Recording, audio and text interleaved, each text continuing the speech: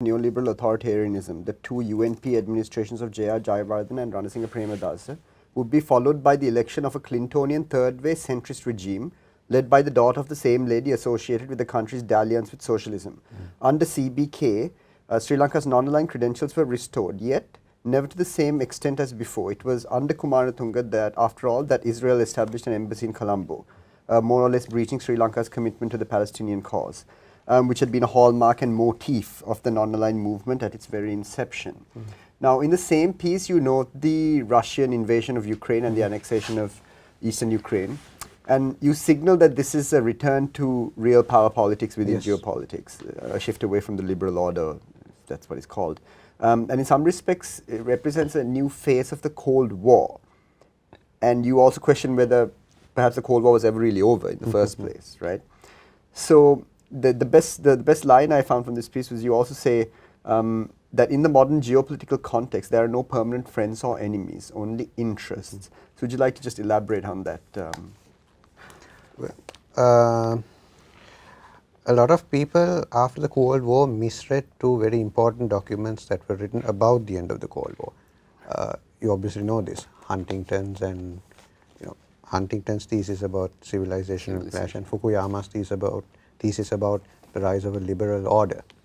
Clash of Civilisations versus the rise of a new liberal order. And then there were other theses propounded by lesser intellectuals who, there were certain intellectuals who stated outright that every country that has a McDonald's outlet would be free from conflict and war. There were theses like that propounded at the time. Unfortunately, around a year, just less than a year after such theses were propounded, you had the devastating war in Bosnia and Yugoslavia. So, for 10 years from 1991 to 2001, there was this feeling that, it was unprecedented in human history, recorded history at least, because for the very first time in recorded history, one country became the only, went on its way to become the only superpower in the world, and that was the US. China was nowhere near where it is now. Russia was in tatters because it was, on the one hand, it was being fragmented into bits and pieces, and on the other hand, the oligarchs were ever ready to catch up and lap up the spoils of privatization and all that so forth. It all vanished in 2001 when 9/11 happened. Because that was a rude awakening for many who thought that the world could be sustained purely on within a liberal framework. It could not. It could not be sustained because the very system that had entrenched liberalism on a world scale produced and projected inequalities, economic, social, political, that could not be sustained by liberal rhetoric. They could not be ameliorated by that. You obviously needed more radical solutions, but the world order at that time was simply not ready, simply not prepared to accept that these alternatives needed to be there. It was in the late 1990s that a whole, one country after another experimented in what the late Mangala Samaravira formulated as a radical centrist, movement. You had Tony Blair in the UK, you had Bill Clinton in the US, and then in Sri Lanka you had Chandrika Kumaratunga. Their objectives were to escape the Cold War mentality, the neoliberal Cold War mentality, and at the same time try to move little by little to the left. Chandrika Kumaratunga, she was obviously the head of a party that had been associated for a very long time with socialist politics in Sri Lanka. The Democratic Party was a party that had been associated for so long with civil rights and all those other, abortion rights and so on and so forth. Bill Clinton was talking about welfare reform. That was the very first time that the Democratic Party talked about welfare reform, in the sense, it was basically echoing Republican rhetoric about welfare, about government expenditure. The same goes for Tony Blair's Labour Party. They were talking about welfare reform, they were talking about a right to work as much as a right to unemployment benefits. So all this came to Sri Lanka as well, and one impact of it was we started to see the world differently. My argument is that while the rest of the world has moved away from that outlook, moved away from that perspective, we are still stuck in that framework. And there is no better evidence for this, in my humble opinion, than Rajiv Vijay Singha's recently published book on his memoirs of working in the foreign policy front under Mahinda Rajapaksa. He very clearly states in his book that the foreign policy establishment is staffed by very many people and officials who think Africans are inferior to Westerners. I mean, he quotes a conversation he had with certain diplomats and officials, and I mean it all comes out very well. We are still stuck in that mindset and framework. So my opinion is that we are re-entering a world where power has become the overwhelming thrust of international relations.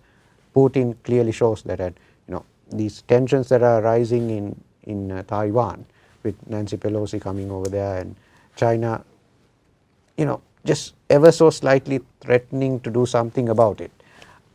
We are seeing a return to power because once again we have more than one superpower in the world right now. We have China, we have Russia. They are nowhere near the US.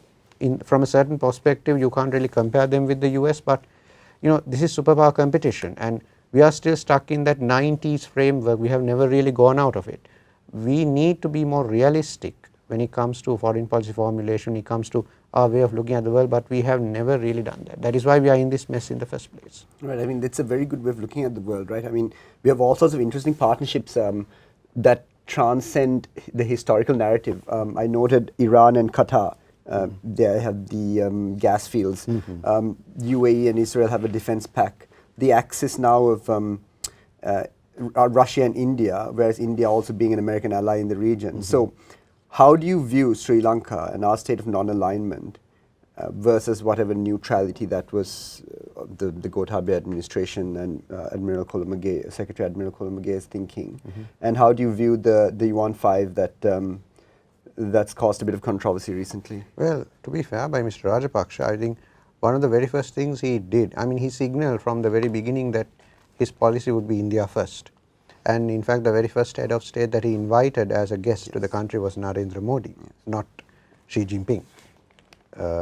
So there was this whole narrative being spun about that after 2021 Mr. Rajapaksa's government shifted to India from China and they were dependent on China. They were, because from 2007 to about 2019, I mean we just racked up Chinese debts. I mean there's this whole narrative that the Chinese did this consciously, but the truth of the matter is that countries like ours, we really don't feel ready for the conditionalities that come with aid from Western multilateral institutions. So we always go to to countries and lending institutions that don't impose conditions. So China was a big seller at that point. There was this whole narrative that Mr. Rajapaksa shifted to India from China in mid 2021. But if you really look at the way his foreign policy team worked, I mean you had after the August 2020 election a separate ministry for regional cooperation headed by Taraka Balasurya. Okay. There was some kind of thinking that went into those developments.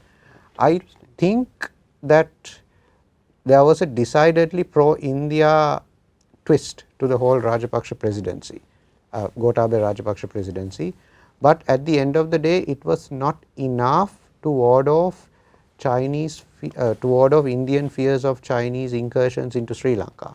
So India always had fears of another power coming into the Indian Ocean and taking over, not taking over, I would say dominating Sri Lanka. In the 80s it was the US, right now it's China.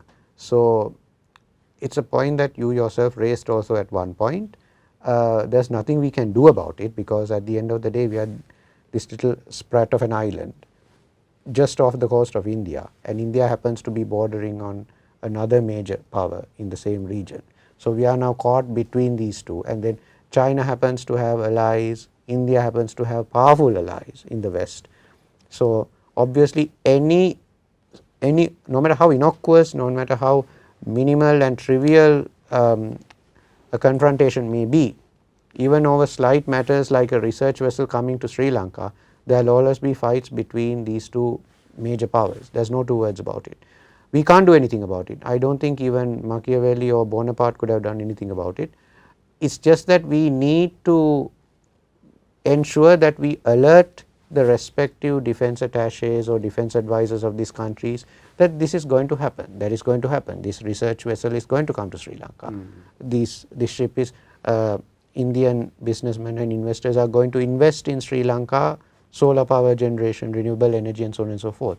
We need to do that in a way that they would always appreciate prior warnings, they would always appreciate transparency. This is what is missing with our foreign policy establishment. Mr. Wickramasinghe had made a statement saying that he will ensure that there is no misuse of this vessel, of the on-fire vessel at Hambantota. So these are good assurances. It's a good assurance, it's a very good balancing act, and that is what is needed actually. Right.